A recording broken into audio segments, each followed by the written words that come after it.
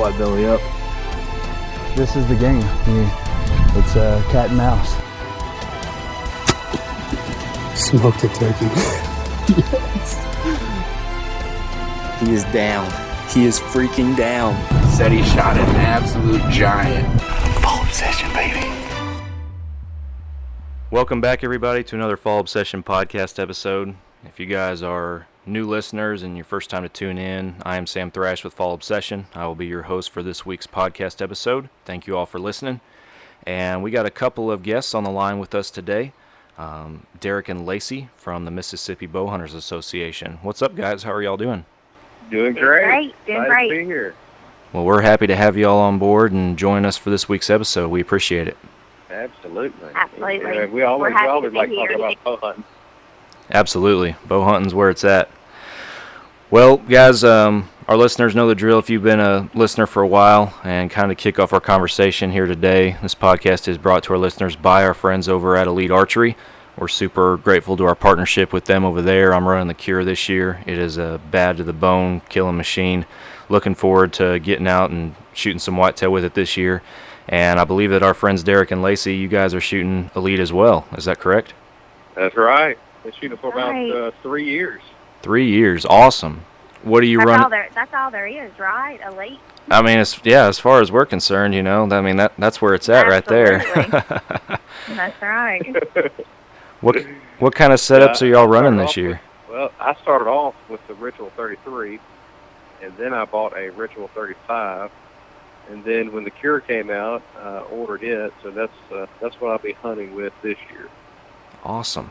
And of course, have the CBE Engage Hybrid on 2 of those bows. And I have the Engage Micro on my tournament bow. And of course, we're using the Slick Trick Standards for deer season. That's what I shot with my Pronghorn with.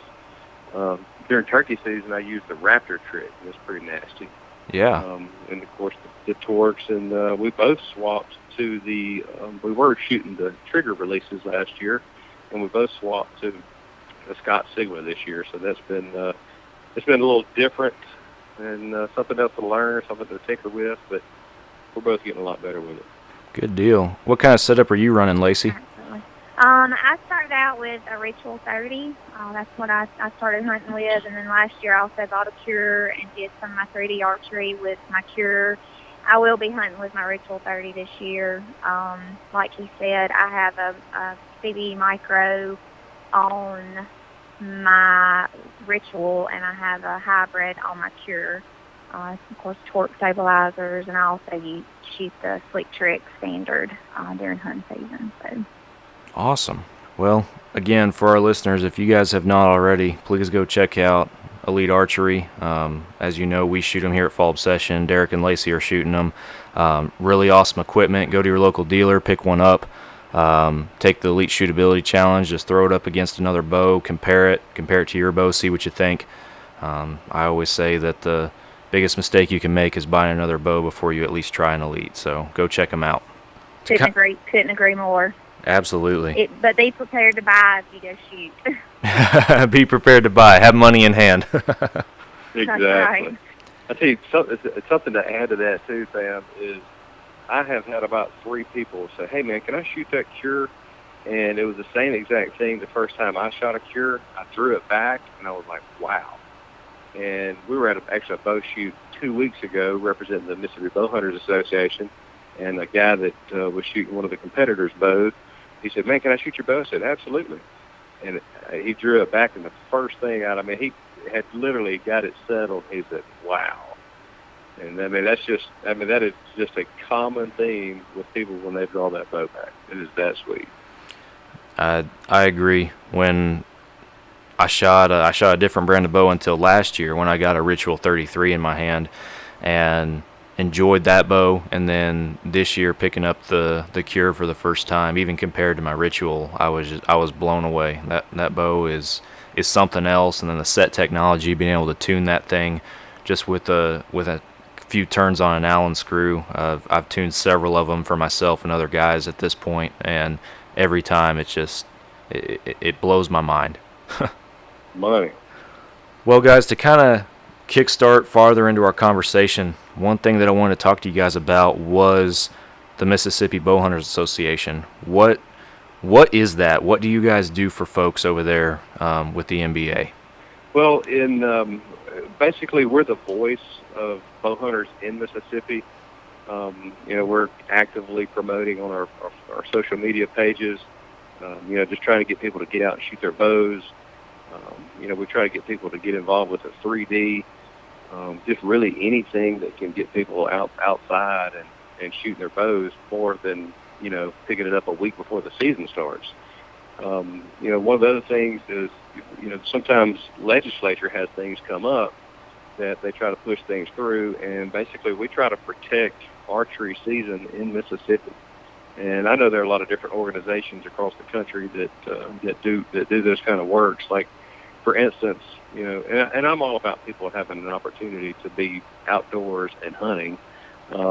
But for instance, in Mississippi, they were trying to get the air rifle, which was no strings, no limbs, approved for anybody to use during archery season. And of course, based off of our mission and kind of the direction that we're on, we called our legislatures and educated them on that it wasn't archery equipment, that it was actually an air rifle that projected an arrow, and kind of rallied the troops. And we called senators, we called representatives. Anybody we could call that was connected, we called them, and was able to get that bill killed on the floor, which was a big win for archers in Mississippi. And I'd actually, called the American Archery Trade Association and kind of gotten their input, and got some feedback from them as far as their stance on the air rifle, and it was exactly what our stance was. So we felt real comfortable with the message and the information that we were able to share and get that killed. So, but other than that, we with the NBA, we're trying to get people to join. We send out a magazine, 2 magazines a year. Of course, we have decals and things of that nature, hats and things and stuff like that. Just try to get people to wear those, put them on the back of their truck or whatever the case may be, to show their support for the Mississippi Bowhunters and archery and those kind of things. One of the other things that personally Lacey and I have both been doing the last couple of years is, there's several different organizations in Mississippi that represent archery or bow hunting. So one of the things that we've personally been trying to do is kind of be a liaison between the two and try to get it to where we're all on the same page towards the same mission. Because as far as growing archery, if we can all get on the same page and as far as having that growing archery in mind, then we all win. And so that's been my message with anybody that I speak to, with maybe the Mississippi Archery Association. Try to do some stuff with the ASA Federation in Mississippi. We have some good friends that are pretty good ASA shooters. And so anyway, we're just really just trying to get everybody on the same page and towards the same mission, so that way everyone benefits as far as being archer in Mississippi. I gotcha. That's really cool. How big is the organization? How many members do y'all have now? Right now, I think we have about 800. Lacey we're kind of in a transition right now as far as who's keeping up with the data. That we had a person that was taking care of all the orders as far as merchandise, new memberships, and things of that nature. And she actually retired. I say retired. We're all volunteers in this organization. Nobody gets paid. We're just doing it because we love it. But anyway, the person that was doing it was a little bit older and decided it was time to go home, and just decided it wasn't something they wanted to participate in anymore, just because of the time and things of that nature. And so actually, Lacey is our membership director, and she's taken over all the membership stuff. So, but to answer the question, we're probably about 800 members right now. But we're gaining new members every single day, and it's awesome. We're wanting to work really hard at keeping our members current and gaining new members, and really working at our communication, like Derek was saying, through multiple organizations in the state, to have one voice when it comes to archery and bow hunting. And, there's power in numbers, and that's definitely our goal, just to share our passion, to share the love of bow hunting, to share the love of archery, and get people on board with our organization, so that they're informed of things going on, in the state, whether it be, like you said, with the legislation or things of that could affect everybody. So we're really excited. There's lots of new moving parts in what we're doing, and I'm pretty new to the role and new to getting, like you said, the data together and things of that nature. And we've really got some good ideas brainstorming to make the moving parts move a little bit better with the communication and things of that nature, because education is power too. So that's just some goals that we have going into this next year, just to make our organization a little bit stronger and work for the people a little bit better. Absolutely. And more efficient. we're definitely working on the efficiency side. How did you two become involved with it in the first place? Have y'all been there pretty much since the start, or were you able to jump in at a certain point, or? No, about 2 years ago, Steve Brown, he's our president right now, and he was incoming president. He knew the work that I had done with my job and just promoting with social media. I manage a bunch of, probably about 30 social media pages for the company that I work for, Vowell Company, and some other side gigs that I do for social media, as well as my own personal social media. But anyway, he knew the work that I'd done for Vowell Company, and he knew my passion for bow hunting. And so anyway, he called me and said, "Hey, I could use your help. Would you be interested?" And I said, "Well, what all will it entail?" And he said, "I know you're really good with the social media." And so it just kind of started from there, catapulted from there. So I'm the public relations / media director for Mississippi Bowhunters Association, and so that's kind of what exactly my role has been for the last 2 years. And I've been a member before, but never was real active. But so anyway, that's kind of how I got started. Just a friend that was incoming president said, "Hey, I need your help," and I said, "Sure, why not?" And then as far as me, Derek got involved, and I have really good organization techniques about myself. So, Yes. And of course, my love of archery as well. So, I mean, Derek and I hunt together. We shoot in the backyard together. We prep food plots together, and this is just something that we were able to do together as well. So we just make a pretty good team. So that's how I ended up in it. Very cool. Yeah, Lacey's very organized, and she likes to plan and make sure she wants everything to be working exactly like it's supposed to be working. And I'm in sales, and I'm typically salespeople aren't that organized. There may be a handful of people out there that may be organized. I'm not one of them. So the teamwork of what we do now. I mean, Lacey's she's already just in a couple of weeks of getting part of the treasury and shipping, those kind of things. I mean, people are going to be getting their orders a lot sooner, and I mean, it's just good stuff, I mean, because whenever anybody clicks, if somebody gets on there and orders a Pronghorn Country shirt from Fall Obsession, then they expect to get an email back, "Hey, thank you for your order. Your order has shipped. Your order has arrived," or things of that nature, and that's kind of what we're working to. Awesome. Very we're good. definitely great. Thankful to have Lacey step up and do that role. Well, I'm sure they're appreciative of both of y'all. Yeah. Volunteering your time, that's very cool. So for bow hunters in Mississippi, if we have some listening to this episode, and they're not members yet, how can they go about becoming members of the Mississippi Bowhunters Association? Lacey? Okay, so reach out. They can go to the website, which is www.mississippibowhunters.com, and they can register and join there. At that point in time, they'll get a welcome pack. That includes several different items, just depending on if they do a year or 2-year membership or lifetime membership. If anybody has any difficulty with the website joining there, I'm always available. They can reach out on the NBA Facebook page or Instagram page. Derek will answer those inquiries, or we both have personal Facebook pages that we do a lot with NBA with. Mine's Lacey Jones Vowell, his is Derek Eaves, and we'll be glad to assist anybody any way we can with that. Very cool. There you go, guys. If y'all are from Mississippi and interested in joining up and seeing what they're all about, there's some info for you guys to go check out, and we'll link some stuff in our pages for the episode post here as well. So that's right. And like I said earlier, we work for the archers of Mississippi, the Bowhunters of Mississippi. That's who we work for.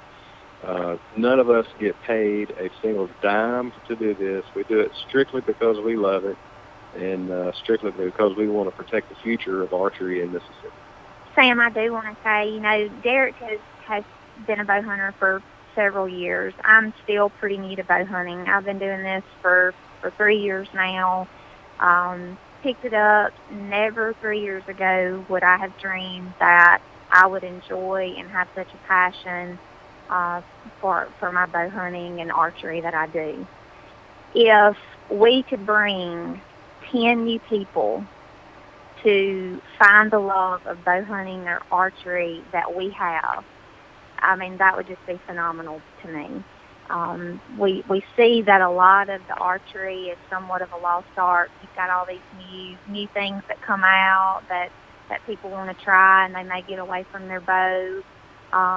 But especially children, women, I know that could be very non-traditional. I don't see a lot of bow hunters, women bow hunters in Mississippi. I would really love to see that grow. So if anybody's out there listening, just try one time. Call Derek and I. We've got a range set up in the backyard. We'll make an arrangement for you to come and shoot with us. We just want to share that passion. That's really why I want to be an advocate for this group, is to share the passion, to show people how much joy and how much fun you can have in just getting outdoors.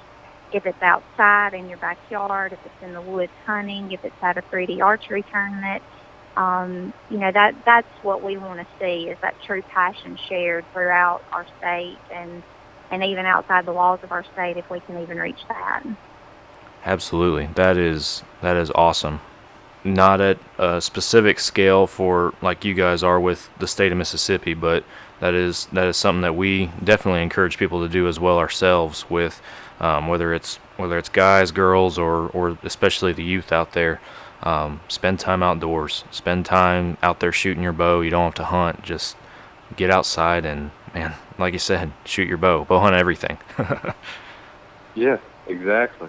I tell you what, we get outside after we get in from work a lot of times, or just about every day, unless it's raining or something else is going on. We get outside to shoot, and I tell you what, I may have had a stressful day at work, but when I get outside and I sling about 20 or 30 arrows, it's just like a whole calm comes across me and just kind of wipes away the day almost. So it's a peaceful. It's just I can't explain it. It's very relaxing. Yes. Unless you're not hitting where you want to hit. Then it's frustrating. And then you spend spend the whole afternoon tweaking your bow. Work that out. Yeah. So what? I know you guys. You mentioned briefly, one of y'all, about planting food plots together and doing all that kind of stuff together. And I know one of the things that I've noticed keeps popping up either on your personal social media pages or in some of your posts is it's obvious your passion for bow hunting, but then you say bow hunt everything. I've seen that more than once in y'all's stuff. And so tell me about this season. Tell me about what you guys have set up for this year for y'all, and where you're going to be, what you're going to be hunting, and all that. Yeah, we I actually have a hunting camp right behind my house, and that I help manage, and I have another camp with some other friends, and then I have a little 100-acre lease, and people I work for have some land that's got a good many deer on it and stuff. So, we've been putting up lock-ons. We have been one day. I mean, it was 95, 100 degrees outside, and we spent 6 hours blazing a trail through the woods just to be able to get back to where I hung a lock-on at. Oh wow! The reason we did that was if we were to shoot something back there. I know a lot of some of the people out west and stuff. They'll pack it out right there. But here in Mississippi, we like to throw it in the back of the Ranger, or just side by side or something like that, and get it back to the skinning shed. So anyway, Lacey and I went in there one day, and it was probably 5 or 6 hours, and we were exhausted. So we've been at it pretty good since about June. Just trying to think back to what the deer did last year. So a couple of properties were newer properties, and kind of what like one camp 2 years ago, the bucks came through. A bunch of does, but the bucks only come through about 6-7 days out of the year. And then last year they didn't come through. Another part of the camp, they were pretty active. So we moved. We got a couple lock-ons at some strategic locations where a lot of the movement was going on. A lot of acorns are falling right now, which is surprising to me this year. They're falling a lot faster. I think with some of the hurricanes that came through and all the wind and rain, and then it got dry, and then it got windy, and so anyway, we've been hanging lock-ons, ground blinds. We have some feeders filled up. I got one place that got deer eating 600 pounds of feed every 2 weeks. Oh my word! Yeah, so which is a good thing and a bad thing, because the good thing is they're in there, they're staying in there. But the bad thing is it's getting expensive. Yeah. that's the bad side of it. And we're planting green fields, or we worked at one of our camps last weekend, just doing some bush hog and disking and things like that. But it's been so dry here recently that we didn't plant anything. We just wanted to get some moisture in the ground. So we're going to actually do that tomorrow at the camp behind my house, and get some of that stuff cut up and section haired, and then get some seed on the ground, and hopefully have some of that stuff start growing up good. We had the mineral blocks, mineral licks out. I guess normal stuff is things that we do around here. Work hard. So lots we can of play cameras. Hard. Oh yeah, lots of cameras. Excellent. Y'all got any good deer showing up this year? Depends on who's listening. I'm not from Mississippi, so. That's a loaded Yeah. That is a loaded question. Nope. Haven't seen a deer all year, Sam. All right, I'll take your word for it. Yeah. We Those dang raccoons are eating all that corn up. we have a few hit lifters. And, we got one that was a decent one last year, but he's a real nice one this year. For the area that we hunt, if you get 140 east central Mississippi, that's pretty good. That's a real nice buck. Of course, we have some bigger ones that are around, but I'm thinking the one that I really want to get. I know he's a mature deer. As far as bee hunting, if I typically don't shoot one unless it's a mature deer, and so which can be hard to come by in Mississippi. But we have about 3 mature deer. One came out after the rain yesterday in daylight, about 8 o'clock, and then he came back in about 6 o'clock yesterday afternoon in the sun in the daylight. So we all like those daylight pics. So, but if you see me post anything about if I'm sitting there, or if Lacey's sitting there grinning with a big old rack, and we call it, and we say the name Blade, he's the main one. So all right, Blade's the main target. Sounds good. We'll keep our eyes out for sure. So is the majority of the hunting? We're gonna be flipping coins to see who goes and hunts that spot. That's what'll happen though. Taking turns. I know how that is. Yep. So is the majority of the places you guys hunt, is it there in Mississippi, or do y'all venture out and hunt anything other than whitetail? I know you, Derek, you posted and I think shared with us as a part of our Pronghorn Country campaign a antelope hunt that you had this year. Yeah, that was a blast. Last fall we went to Kentucky hunted and had a real good hunt there. Actually, I shot a 5.5-year-old 245-pound buck from Kentucky. He scored 148.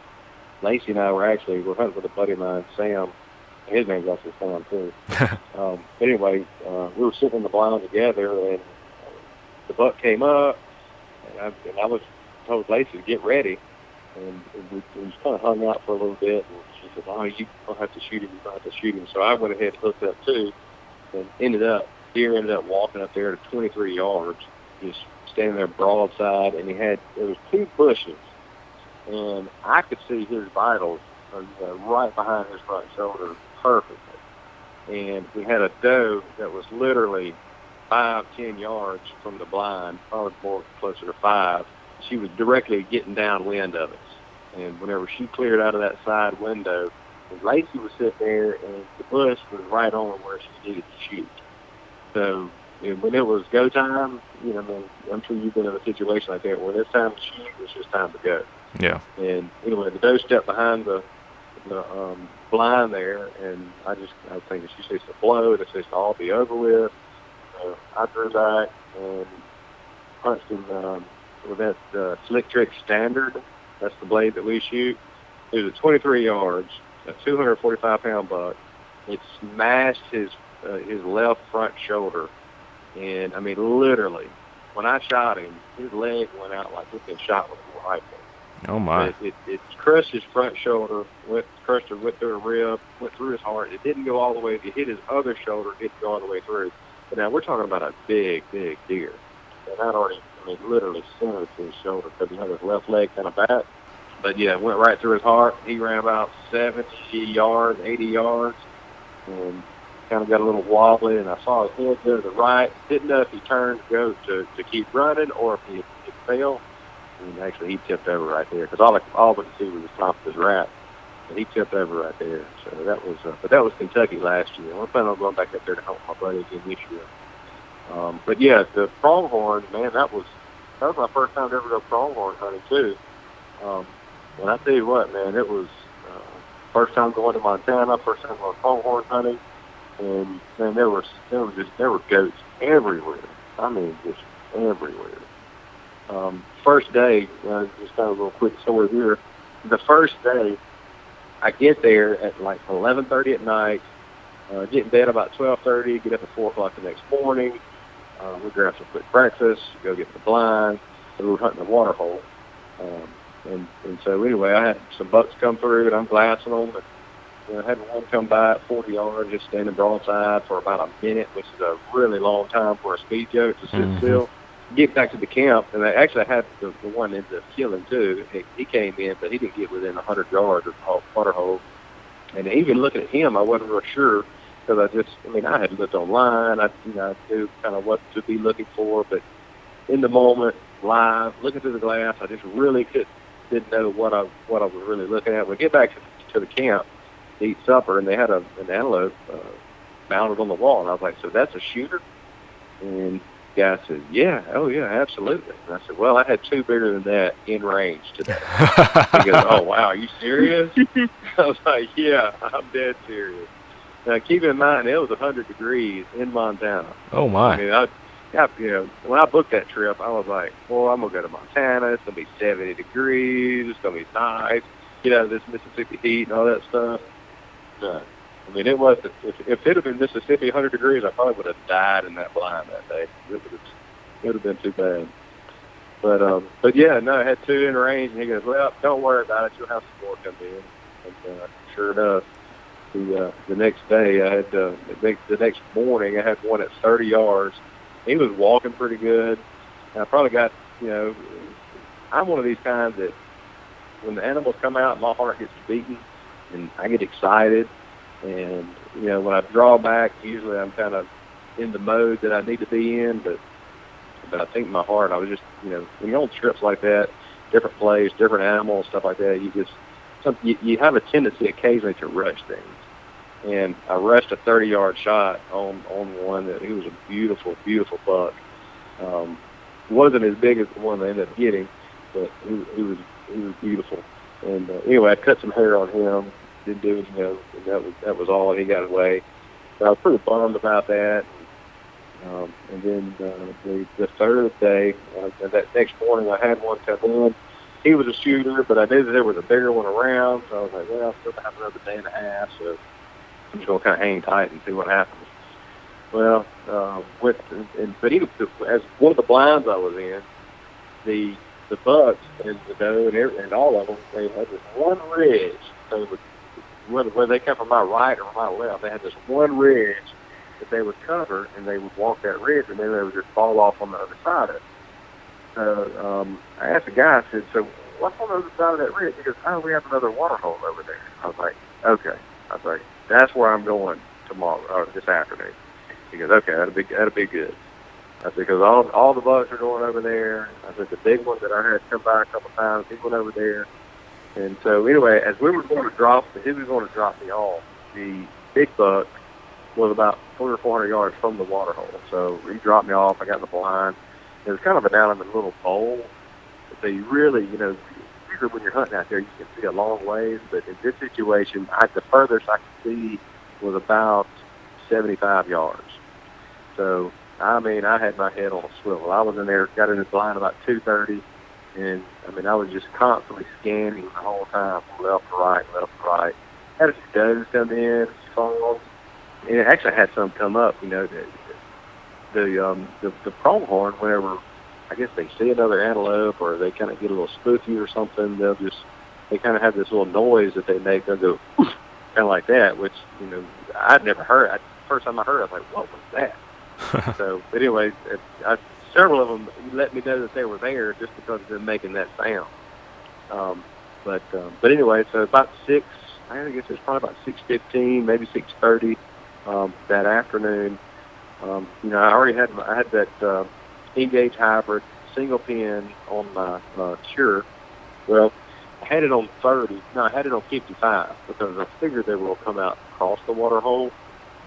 But I left my lockdown unlocked, so that way if something came out a little bit further or a little bit closer, I could dial it up or dial it down. Gotcha. So I'm sitting there and I look to my left, and sure enough, he comes right to the corner. And I already gotten all my ranges of where I thought maybe I could get some shots at. And he comes down to 30 yards. And so he come down from my left, too, which was absolutely perfect. All I had to do was grab my bow, and I already had my release hooked up to my bow. Anyway, so I'm sitting there, and I grab my bow with my left hand, and when I do, I dial it back up to 30 real quick, grab the release, and I have my little stand on the ground, threw the bow up while it was on the ground, and then just started easing my bow up real slow. And if any of the listeners out there have never hunted a pronghorn, those things are those are the spookiest animals I think I've ever seen. I mean, they're worse than a wild turkey. But so I got my bow up real slow, and he spooked, and he turned and was facing dead at me. And I was like, oh, man, he can see me. So I'm sitting there holding it, which is another good thing about that Cure is you can hold it forever. Mm-hmm. And I'm sitting there thinking, okay, I'm fixing to put this arrow right in his chest. I'm put it right in his chest. Well, by that time, he turned back and started getting some water. And I put that pin right behind his front shoulder, and I hit that release trigger, and that arrow flew, and I mean, it just melted through his body. And whenever I saw that arrow melt through him, I was like, boy, you are in trouble. So he wheeled around and stopped for about a half a second. He started kind of coming out of that hole a little bit. He had a little knoll that he had to get over. And by the time he hit that knoll, those old back legs started getting a little wobbly on him. But he made it over the knoll, and he went about 5 more steps. And he does, you know how they stagger and stuff. So he started staggering. I was going, go down, go down, go down. And he jumped over and did a flip right there, held his head up a couple times, and I mean, literally, from the time that arrow went through his body to the time he died was about 15 seconds. I mean, that's as good as it gets. Wow. And I video my hunts, but the bad thing is I'm not real good at turning the camera on when it's time to shoot. Back to the whole heart thing. So I get excited, and always, a couple turkeys I killed this year. I didn't have my camera turned on for the shot, and I just get excited and forget. But anyway, as the antelope, as the goat was fixing to go down, I did grab my camera and turned it on. And when he went down, I mean, you can imagine how excited I was and how pumped up. And so, anyway, I'll have a video coming on my YouTube page with not the shot, but post-shot, which is pretty entertaining. That's awesome. To say the least. So, anyway, yeah, that August goat hunt is an awesome way to kick off your season. Man, I couldn't agree more. I've gotten to do some pronghorn hunt myself. This year is actually I've been gone the last 2 years, and this year was the first year that I haven't been able to go. But 2 years ago, 2018, I kind of the opposite. I went a little later, also in Montana, but it was real cold and kind of wet starting out the first 2 or 3 days or so.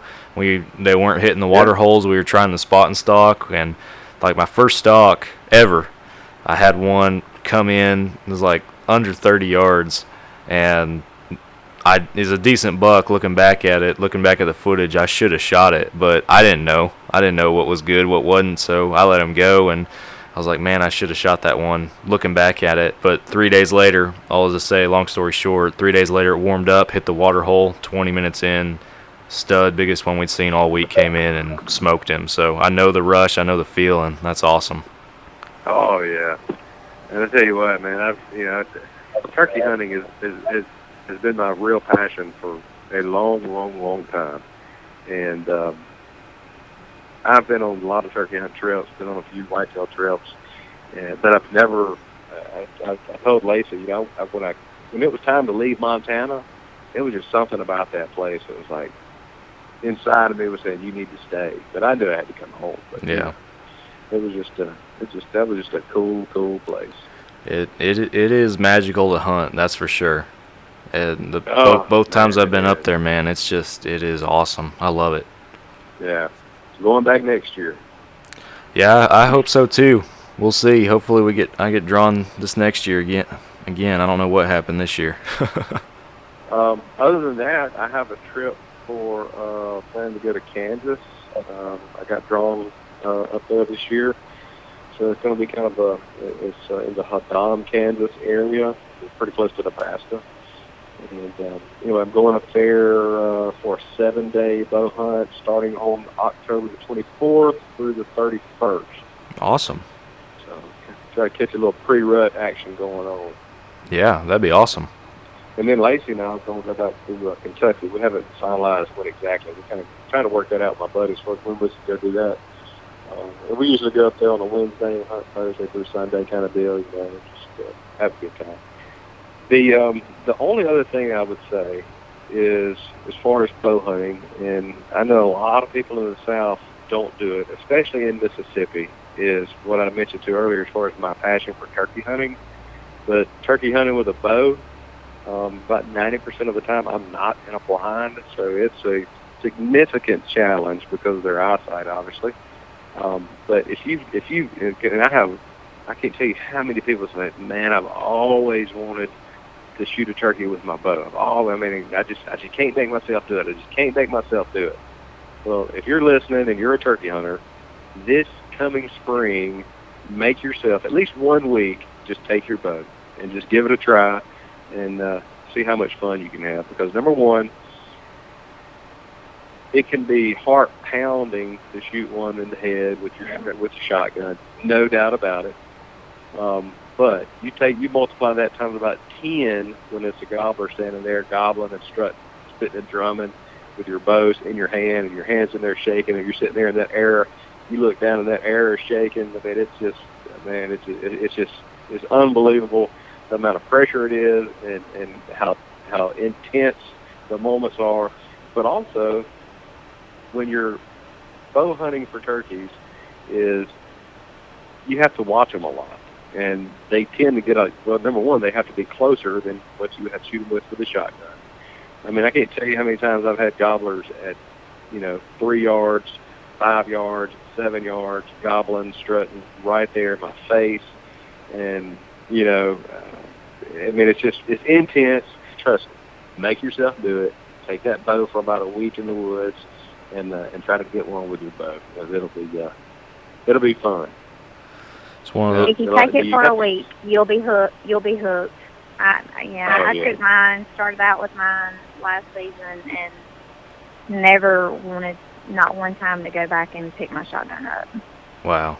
Yeah, I was gonna say it's one of those things that once you start and once you're successful with it, it's hard to go back. Oh yeah, it really is. I mean, and it's a totally different hunt. My brother and I, we go hunt about 1 or 2 days out of the year. In the last 5 times we've been hunting, my brother's killed 4 with his gun. So it's a totally different hunt. Usually if I'm hunting with a buddy that has a gun, likely that I'm not going to get shot, but that's okay too because I like the whole experience. But it's just I mean, the first year I dedicated to bow hunting turkeys for a whole season, I drew back on 1 bird and did not kill a bird the first year. The second year I killed a couple, and I've killed a couple every year until this past year I killed 3. And but I mean, it's just a learning process. My philosophy is, if one comes in and you can't get thrown back, just sit still and let him walk off, because a spooked bird is a lot harder to hunt than a calm bird. Mm-hmm. So it's intense. I love it. I just encourage you to do it. Absolutely. Well, guys, we are approaching that magic time that we always try to shoot for. But before we wrap up, I got some questions to hit both of y'all with. We call them our rapid fire questions. Some stuff that we ask everybody the first time they join us on a Fall Obsession podcast. So if y'all are good with that, I'll throw them your way. Ready? Send them on. All right. First question is, what is one of your favorite hunting or outdoor memories? For me, it was my first kill with my bow. Unforgettable. It was a doe. She weighed about 140 pounds. Shot her at 23 yards. Perfect heart shot. That feeling was amazing, and I will never, ever, ever forget that. As long as I live, I felt like a child again in the woods. I think I actually cried a lot. That's awesome. It was awesome. What about for you, Derek? My favorite memory, I guess it would have to be. A turkey I killed. I named him Goliath. He was an old bird, and I had been hunting him for 3 years, and finally had him at 30 yards and was able to bring him down. I mean, just I dreamed about that bird, like literally dreamed about that bird. But I think that was probably one of my most favorite. And the pronghorns were up there pretty good, but I'd have to say the wild turkey it's just something about it, man. I love it. Absolutely. Well, the second question that I have for y'all is, what is a bucket list hunt that y'all have not gotten to do yet? My bucket I have list. a lot. Yeah. I'd say my bucket list would be an elk trip. I had intended on going on an elk hunt this year. It's something I've just never taken the opportunity to do. But some opportunities have come up, and I planned on doing it this year, but some things didn't work out. And but anyway, I am going to hunt with some friends. I'm going to go with them while they do their rifle hunt. But I have some plans next year for either Colorado or New Mexico. And then for 2022, I have a plan to go to Montana for a backcountry elk hunt. So that'll be a different challenge, something cool, and I've never stayed in a tent like that before. And they told me I need to go ahead and get in shape now. Man, those backcountry elk hunts and everything. One of our guys, Drew Tordick, he's our marketing manager. He does that every single year. So I know he's actually done a couple podcasts for us in the past on Fall Obsession Podcast over that kind of stuff. So you can check out those, and then I can put you in touch with him too, because he'd be a great resource to have on gear and just, again, firsthand experience on what he's gone through out there. So he goes the whole 9 yards out there. Absolutely, that'd be great. All right. What's your bucket list? Oh gosh, I have a lot. I think for sure I want to go to Montana for the antelope. Elk for me as well, but that's definitely probably several years down the road for me. But I will get there. And then I would love one day to do a mountain goat. Oh, yeah. Very cool. But we're going to have to get in major good shape for that. Yeah, that western hunting and mountain and all that's no joke. All right, guys, third and final question that I have for y'all. We're upon deer season. It's right around the corner, if not already here in some places. What is we'll narrow it down to Mississippi, and with y'all having the Bowhunter Association and everything, what is a big piece of advice y'all have for Mississippi bowhunters this upcoming fall? Play the wind. Be patient. I think that's yeah. Safety first. Yes. Lifeline. Get up in a tree. Lifeline. Yeah, get up in a tree. Have your vest on. Have your lifeline. Be safe. Always want to be able to go out for that next hunt. Absolutely. Yep. 100%. Well, guys, once again, I really appreciate y'all coming on the podcast with us and joining us for this week's episode. It's been awesome getting to talk to you guys about hunting and then the Mississippi Bowhunters Association. Really appreciate y'all. Thank you. I appreciate you, Sam. Thanks for having us. Absolutely. And and I'm gonna get on your website and order me one of those Pronghorn Country t-shirts.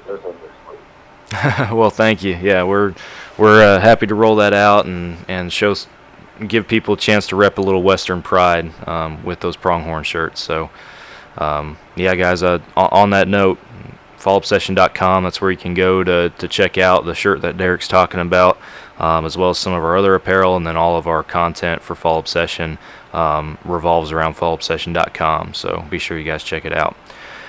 Guys, before I let y'all go, I know you mentioned it early in the episode, but just one last time, kind of wrap up. Tell folks how they can find y'all on social media, and then Mississippi Bowhunters. Yeah, Mississippi Bowhunters is MS Bowhunters, ASSN on Instagram, and Mississippi Bowhunters Association on Facebook.